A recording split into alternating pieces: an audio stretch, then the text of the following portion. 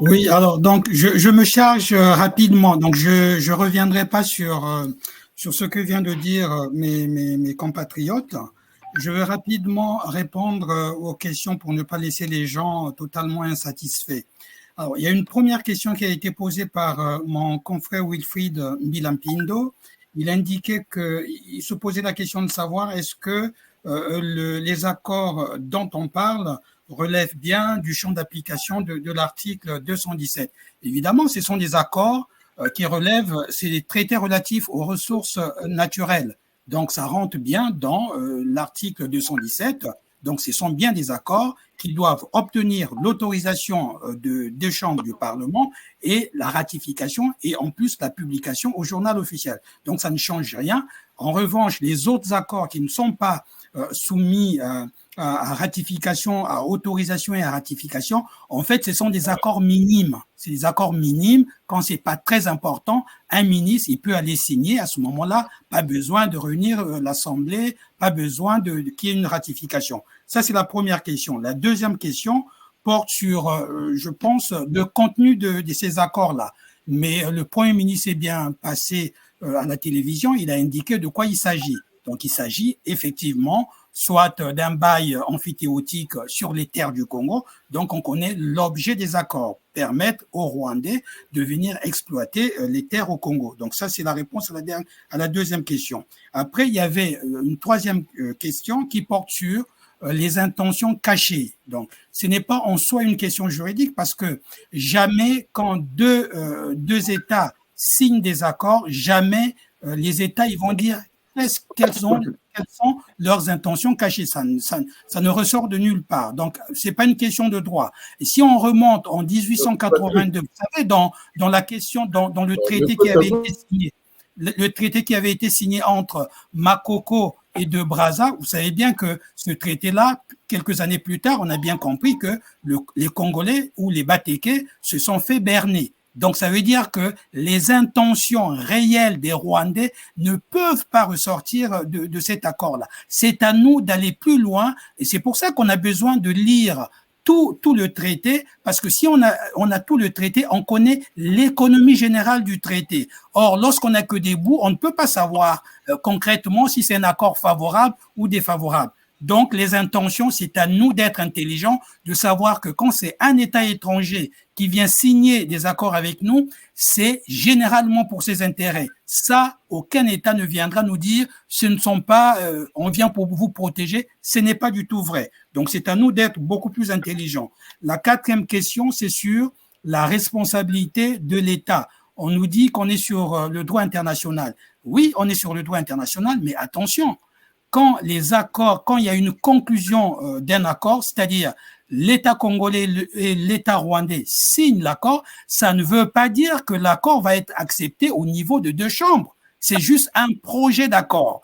Et donc, tant que l'accord n'est pas accepté au niveau du Parlement, l'accord ne produit pas d'effet. Et on ne peut pas poursuivre au jour d'aujourd'hui l'État congolais sur le fondement d'un accord qui n'a jamais été ratifié, qui n'a jamais fait l'objet d'une autorisation parlementaire, qui n'a jamais été ratifié, qui n'a jamais fait l'objet d'une publication. Cet accord n'existe pas. Il n'y a pas sur le plan international une responsabilité d'un État pour un accord qui n'a jamais été exécuté. Ça veut dire qu'au jour d'aujourd'hui, l'accord est mort-né. Il revient aux autorités de négocier politiquement avec le Rwanda pour dire effectivement on a conclu un accord, mais ça c'est pas passé au Congo. Le Parlement n'a pas donné son accord et le peuple n'est pas d'accord, donc il n'y a pas de responsabilité sur le plan du droit international.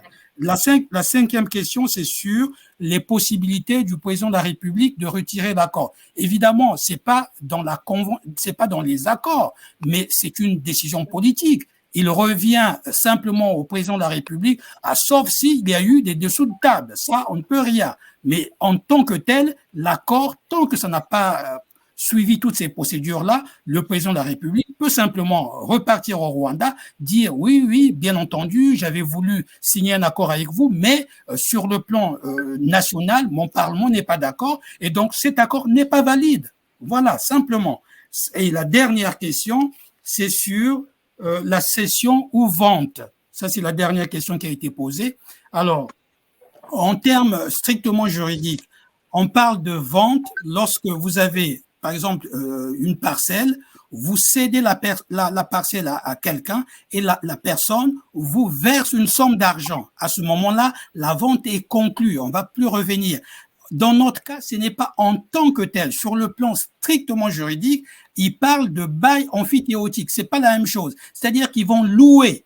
Voilà, ils louent nos terres pendant 99 ans. Vous vous rendez compte? C'est-à-dire qu'on hypothèque, c'est-à-dire que ces accords-là échappent même au contrôle des générations, enfin des gens qui vont venir d'ici 50 ans. C'est quand même grave.